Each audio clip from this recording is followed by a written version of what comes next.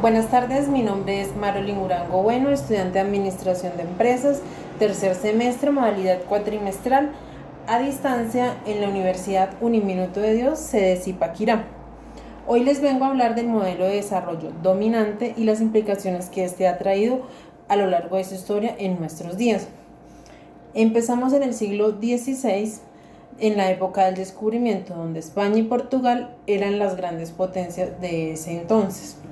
En el año 1533 se firma el Tratado de Tordesillas, en el cual se deja como estipulado que ellos empiecen a colonizar, pero por territorios, y ellos sean las metrópolis. Esto que les ayudó a ellos a crecer económicamente y a crecer políticamente. ¿Por qué? Porque los convirtió en metrópolis y hizo que su poder creciera muchísimo más. En el año 1919 termina la Primera Guerra Mundial y se firma el Tratado de Versalles. En este Tratado de Versalles lo que se busca es que Europa deje ya de ser deje de ser quien colonice, y se pretende que pues ya las colonias sean las que ellas mismas se gobiernen, no que tengan otras personas que lleguen a irrumpir y a dominarlos. Pero esto se logra solo, entre comillas, porque España y Portugal o Europa seguían siendo las que estaban ahí supervisando estas colonias para que ellas fueran creciendo. En la Segunda Guerra Mundial, cuando se termina, Europa es totalmente desterrada de las colonias, ya cada quien forma su propio país y su propio gobierno. Es entonces cuando en Estados Unidos, en 1949, el presidente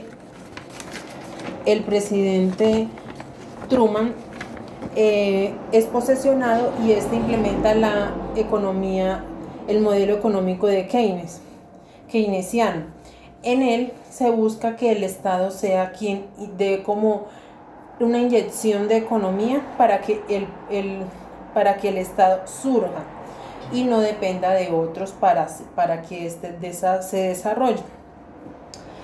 Listo, entonces esto sucede en el año 1949. A mediados del siglo XVIII, la proporción entre las riquezas de los países periféricos, o sea, de los centrales y los que estaban alrededor, empieza a crecer de 1 a 2. Y a finales del siglo XIX y empieza del 1 a 5, o sea, iba cada vez en ascenso. Y a mediados del siglo XX de 1 a 15. Esto una distancia de uno al otro, o sea, cada vez iban creciendo más y se iban poblacionando cada vez independientemente cada país. En el 2003 el Banco Mundial pues ilustró los indicadores, dio quiénes eran los países que más invertían en salud, en educación, y esto nos arrojó que América del Sur pues es uno de los continentes que menos aporta a su crecimiento de salud, a su crecimiento en educación, porque no es la tendencia de estos países, ya que fueron invadidos a punta de guerra. Las grandes potencias, España, que fue quien nos colonizó a nosotros, llegó acá a matar a nuestros indígenas, a nuestro pueblo, sin ellos poderse defender porque ellos venían con armas. Es por esto que hoy en día aún se vive la guerra entre nosotros mismos, porque estamos acostumbrados desde esta época a que esto es lo que estamos viviendo, es lo que se ve.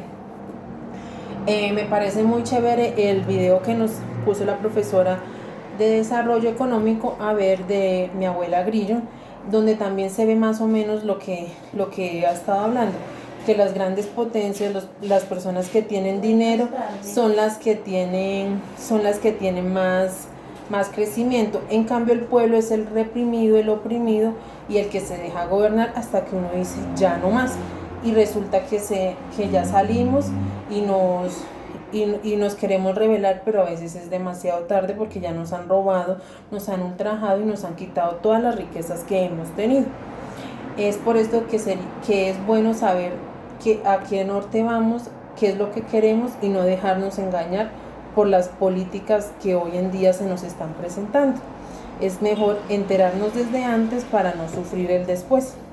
Gracias.